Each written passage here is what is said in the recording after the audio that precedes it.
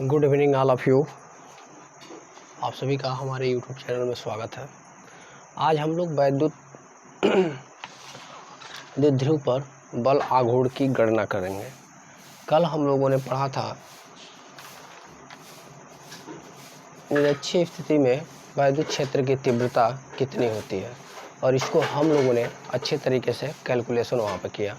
तो आज का हमारा जो टॉपिक है वो विद्युत द्विध्रुव पर बल आघूर्ण है।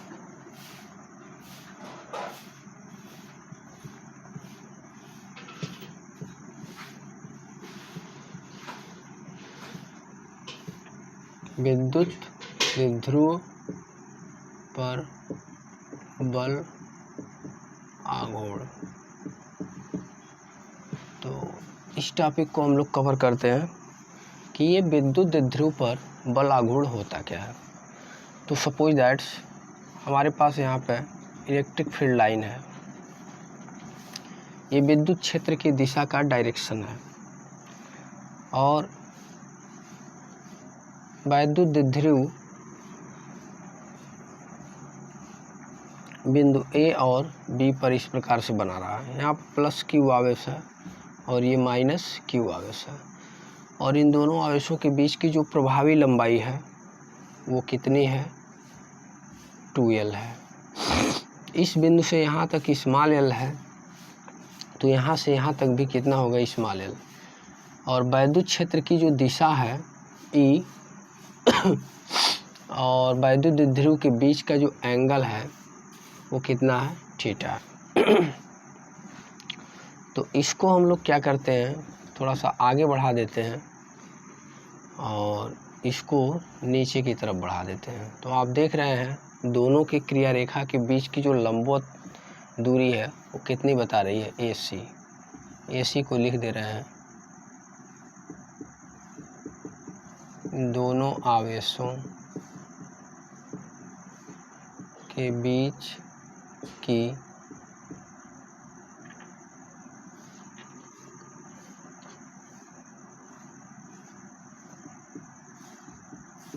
क्रिया रेखा की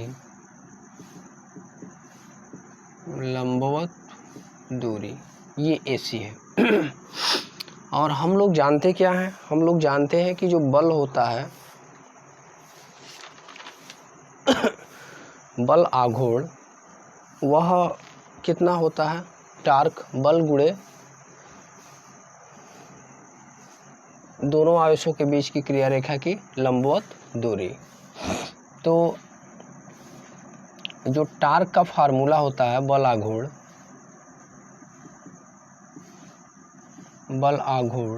ये होता है बल गुणे दोनों आवेशों के बीच की क्रिया रेखा की लंबवत दूरी।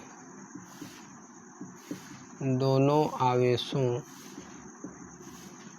के बीच की क्रिया रेखा की लंबवत दूरी।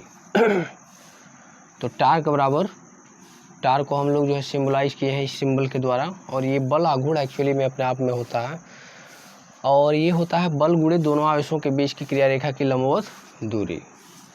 तो टार्क को हम लोग लिख सकते हैं बल को F और दोनों आवेशों के बीच की जो क्रिया रेखा की जो लंबवत दूरी है, मतलब इसको यहाँ से मिलाने पे और इसको यहाँ से मिलाने पे ये जो AC है,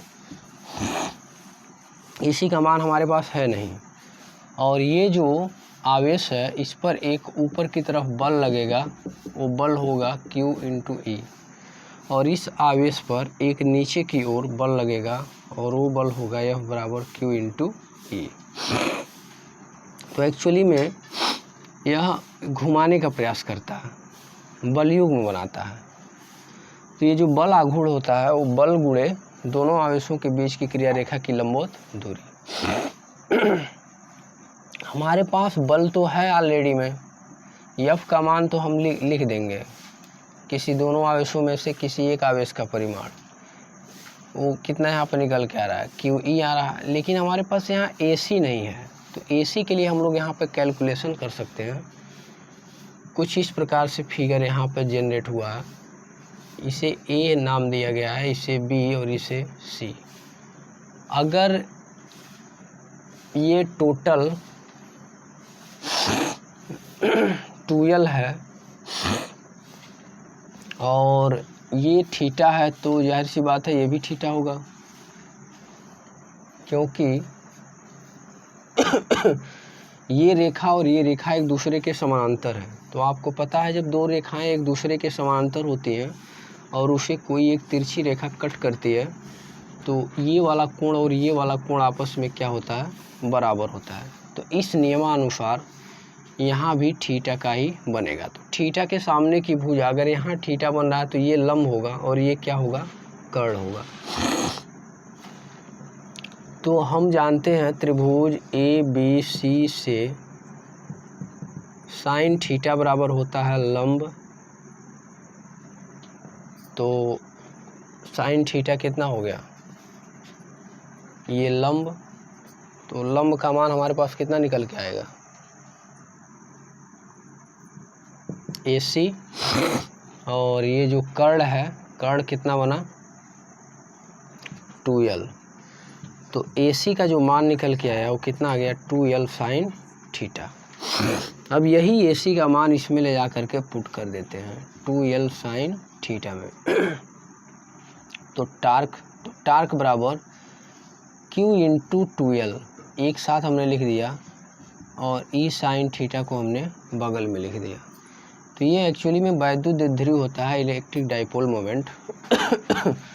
और ये टार्क बराबर, इसको हम लोग P से सिम्बोलाइज करते हैं, PE साइन थीटा। तो टार्क हमारा मिल के आ गया PE साइन थीटा। तो यदि कोई बल वैद्युत द्विध्रुव किसी वैद्युत क्षेत्र में रखा गया है थीटा कोण पे, तो उसका जो बल आघूर्ण होता है वो कितना होता है, PE साइन थीटा। बहुत सिंपल सा है, कुछ इसमें आपको जो है दिक्कत परेशानी नहीं आनी चाहिए, बस सीधा सा है। ये इलेक्ट्रिक फील्ड लाइन का डायरेक्शन है ऊपर की ओर और वैद्युत द्विध्रुव एक से थीटा कोण पर रखा गया है। तो ऊपर की ओर एक फोर्स लगेगा और एक नीचे की ओर फोर्स लगेगा, तो यह इस प्रकार से घूमने का काम करेगा। तो ये जो बल आघूर्ण होगा, ये इसका जो हमने फार्मूला लिख दिया और एक बल का मान हमने ले लिया और क्रिया रेखा के बीच की क्या लंबवत दूरी, इसको यहाँ पे बढ़ाने पर इस अक्ष को और इसको यहाँ पे बढ़ाने पर दोनों जहाँ पे मिल रही हैं उनके बीच का हमने जो है डिस्टेंस कवर कर लिया। तो यहाँ पे ये हो गया। अब यहाँ पे दो केसेज आते हैं। ये हमने साइन थीटा इसके सामने का ये लंब लिया और ये कर्ण लिया। तो ये तो वैद्युत द्विध्रुव है ना यहाँ पे ऐसे। तो ये लेंथ आप समझ रहे हैं कितना है, 2L दिया है उसमें। ये लेंथ 2L नहीं होता है, ये वाली लेंथ 2L होती है। तो इसके बाद हम लोग थोड़ा सा आगे इसमें जब कैलकुलेशन देखते हैं तो उसके लिए देखिए क्या करते हैं। इसमें दो महत्वपूर्ण केस आते हैं। वो दो महत्वपूर्ण केस क्या हैं। केस 1, अगर यदि थीटा का मान 0 हो तो टार्क कितना होगा, PE साइन 0 डिग्री। और साइन 0 का मान 0 होने से टार्क कितना आ गया, 0 आ गया। यानी टार्क का जो मिनिमम मान होता है वो टार्क का मिनिमम मान कितना होता है, 0 होता है। और केस सेकंड लेंगे, यदि थीटा का मान 90 डिग्री हो तो, यदि थीटा का मान 90 डिग्री हो तो टार्क होता है PE साइन थीटा। और ये PE और साइन 90 डिग्री, और साइन 90 डिग्री का मान 1 होता है। तो इसके अनुसार हमारा टार्क आ गया PE। तो यानी टार्क का जो मैक्सिमम मान आएगा वो कितना आएगा, PE आएगा। और टार्क का जो मिनिमम मान आएगा कितना आएगा, 0 आएगा। तो ये अपने आप में एक महत्वपूर्ण क्वेश्चन था। फिर हम लोग अब गणना करते हैं कि वैद्युत द्विध्रुव को मान लीजिए कि यदि हम लोग थीटा कोण पर घुमा रहे हैं तो उसके द्वारा हमें जो है कुछ कार्य भी करना पड़ेगा। तो इसको हम लोग कवर करते हैं कि वैद्युत द्विध्रुव को जब हम लोग थीटा कोण पर घुमाते हैं तो थीटा कोण पर किया गया कार्य कितना होगा। तो सेम आपका फिगर यही रहेगा, लेकिन हेडिंग हमारा लग जाता है वैद्युत द्विध्रुव पर किया गया कार्य, यानी हमारा जो इलेक्ट्रिक डाइपोल मोमेंट्स है उस पर कितना वर्क होगा। तो ऐसा मान लिया गया, माना वैद्युत द्विध्रुव को थीटा कोण से डी थीटा कोण से घुमाने में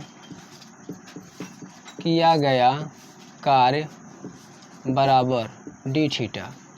अगर हम लोग इसे बहुत छोटे से कोण से हम लोग इसे घुमाएंगे तो उसके द्वारा जो हमारा किया गया कार्य होगा वो किया गया कार्य डी डब्ल्यू होगा।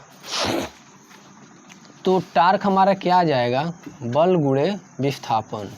कैसा विस्थापन, कोणीय विस्थापन। ये जो डी थीटा है ये कोणीय विस्थापन को बताता है, कोणीय विस्थापन। तो टार्क का जो मान आ जाएगा वो बल गुणे विस्थापन, अर्थात एफ गुणे कितना आ जाएगा, डी थीटा आ जाएगा। अभी अभी हम लोगों ने एफ का मान निकाला है, PE sine theta D theta. दोनों तरफ इसका इंटीग्रेशन करेंगे तो हमें क्या मिलेगा, मतलब अगर टार्क का मान हमारे पास पी साइन थीटा है तो जैसे उसका हम लोग इंटीग्रेशन करेंगे तो हमें एक टोटल कार्य मिल जाएगा। तो ये जब बल आघूर्ण अब लिख करके, बल आघूर्ण तो इतना होता है बल गुणे विस्थापन, और सॉरी ये जो बल आघूर्ण होता है, बल आघूर्ण हमने यहाँ पे लिख दिया, जो कि ये बल आघूर्ण नहीं होना चाहिए, यहाँ पे ये डी डब्ल्यू होना चाहिए। तो इसे मैं बना देता हूँ, ये डी डब्ल्यू है, क्योंकि कार्य का जो स्पेशल फार्मूला होता है वो क्या होता है, बल गुणे विस्थापन। तो ये कैसा विस्थापन, ये कोणीय विस्थापन, ठीक। और ये तो बल लग रहा है, ये तो फोर्स है इस पे है और एक फोर्स इस पे है, तो उसमें से एक फोर्स ले लिया जाता है और कितना कोणीय विस्थापन हो रहा है उसको ले लिया जाता है। कार्य का ही सूत्र भी होता है बल गुणे विस्थापन।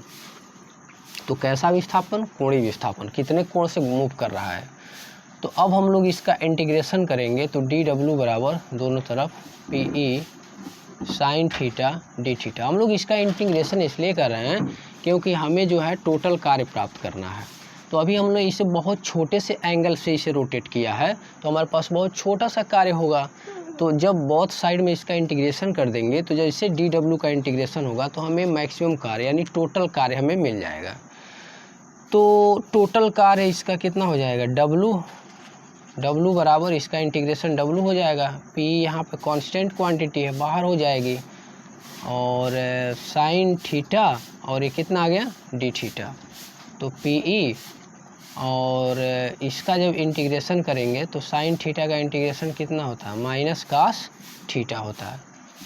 तो minus P E cos theta, ये कितना निकल के आ गया, ये डब्लू निकल के आ गया। तो अर्थात यदि हम लोग किसी वैद्युत द्विध्रुव को थीटा कोण से घुमा रहे हैं तो उसके द्वारा जो किया गया कार्य मिल रहा है वो कितना मिल रहा है, minus P E cos theta. लेकिन यहाँ पे एक चीज़ और है, अगर हम लोग इसी को हम लोग कितने से, जीरो, यदि 0 डिग्री से थीटा कोण पर घुमाते हैं तो यदि मान लीजिए हमारा वैद्युत द्विध्रुव जो है 0 पे है, ई और उसका डायरेक्शन दोनों एक सेम है, तो जब 0 से थीटा कोण पर हम लोग घुमाते हैं तो यही हमारा इस प्रकार से बन के आता है, 0 से थीटा यहाँ पे लिमिट लिया जाता है और ये क्या हो जाएगा, P E sign theta D theta. लेकिन यहाँ पर आप देख रहे हैं इसका इंटीग्रेशन डब्लू और ये पी ई बाहर और ये 0 से theta sine theta D theta.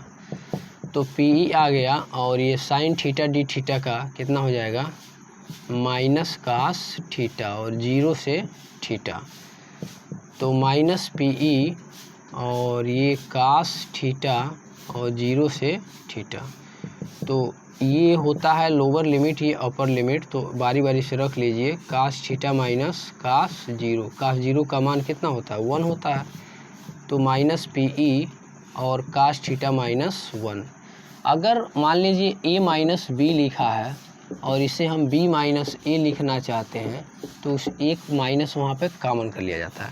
इसी प्रकार से जब ये PE रहने दिया जाए और ये जब 1 माइनस कास थीटा लिखा जाएगा तो यहाँ एक माइनस आकर के यहाँ पे क्या बना देगा, प्लस बना देगा।